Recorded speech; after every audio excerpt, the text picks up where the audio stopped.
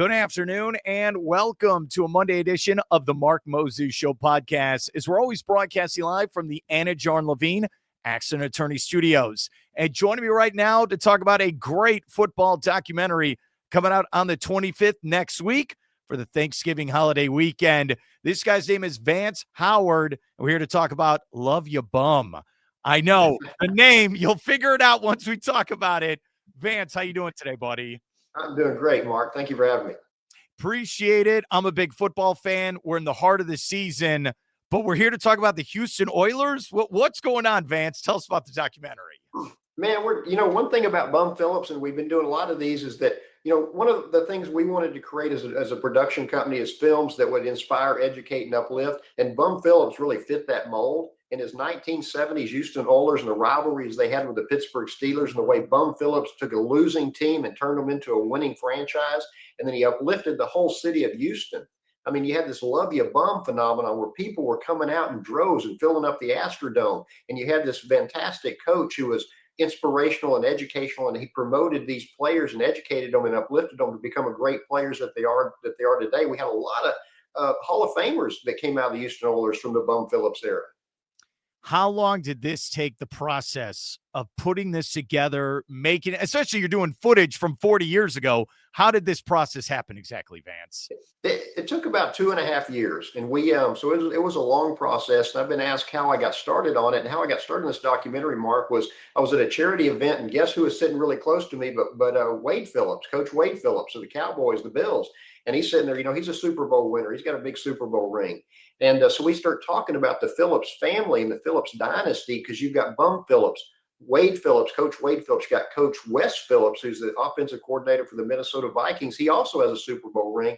And then even in the interview, we talked to Wes, and he's talking about his son maybe want to become a coach. 4 generations of football.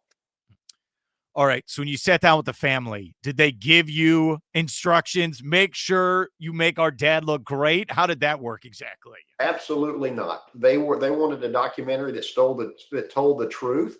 And the thing is that when you look at Bum Phillips, not only did he live his life in a genuinely and an honest and a good person on the field, but he did it off the field too. And I think that we can learn a lot about that. One of the interviews, Mark, is with Terry Bradshaw. They had that great rivalry in the 70s and 80s with the Steelers and the Houston Oilers just pounding each other, beating each other, trying to win those football games. But Terry Bradshaw loved Bum Phillips, and Bum Phillips loved Terry Bradshaw. And I think that we can learn a lot of that from our society today, is that you can have opposite opinions, you can be on the opposite side of the team, but you can still appreciate and respect and love one another. All right, I'm going to put you I think Bum really brought that. Oh, yeah, I apologize. I'll put you on the spot then, Vance, and thanks for coming on. When you think of Bum Phillips, what is his legacy when you look at the history of the NFL then?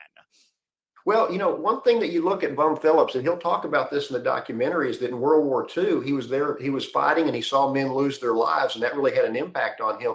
But he made a comment. He said, I never understood while I was in the Army why a drill sergeant had to yell at me to get something out of me.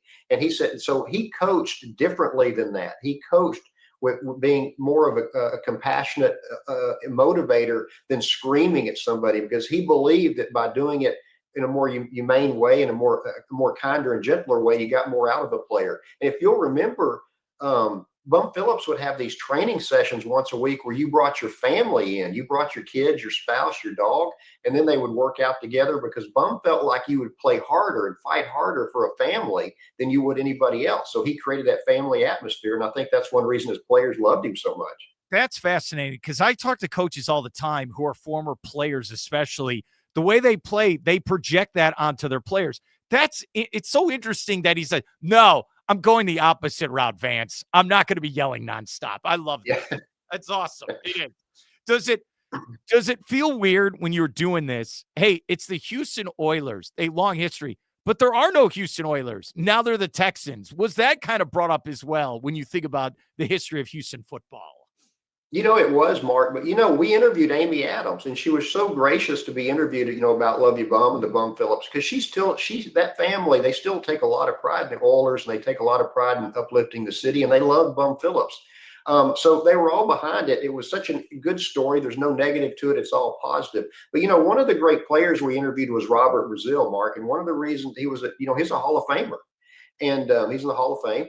And one of the things that I enjoyed about interviewing Robert, and I've met him a number of different times afterwards, is that he takes as much happiness and pride in your success as he does his own. And I think he learned that from Bum Phillips. He talks about it in the documentary how he came in as a young, early 20s, a kid right out of college into pro football. And Bum really mentored him as a young man, almost like a father figure, not just a coach. So he went deeper than just coaching them on the field. He taught them how to be men off the field.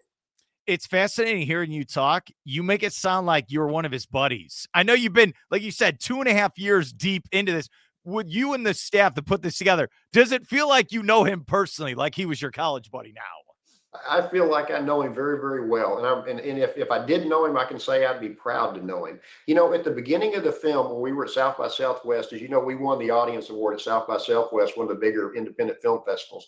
His daughter was sitting behind me because we'd invited the family, and she started to tear up and cry because at the opening scene, you see his silhouette walk onto the field, Yeah. out of the dressing room, and it's impactful and it's emotional. And I could hear her back there saying, "I haven't seen him on film in 20 some odd years."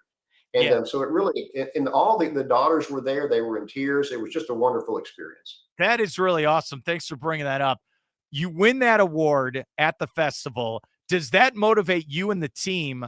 Okay, we're going to release this. Now let's go tell more stories like this and get people's word out. Do you like that idea? Oh, we're so motivated. We've already started pre-production on our next film, Mark, which is going to be the Great Cattle Drives of the late 1800s. It could be more of a Ken Burns style documentary talking about Captain King and Goodnight and Loving and all the different men and women that sort of created a new industry in the cattle industry and the beef industry. And so it's going to be a good film. Okay, before I let you go.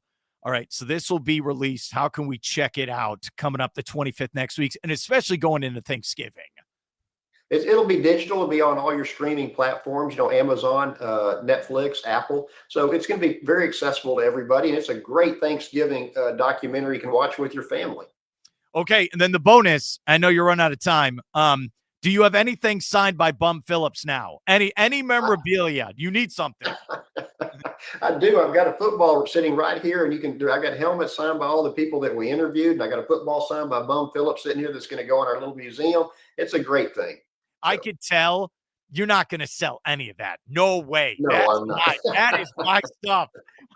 Yeah, Love You Bum coming out next Tuesday, the 25th. Check it out. Like you said, all your streaming apps. It's going to be awesome. Love You Bum. Hey, thank you so much for coming on. Good luck with everything, and have a nice holiday with your family next week. All right. Thank you, Mark.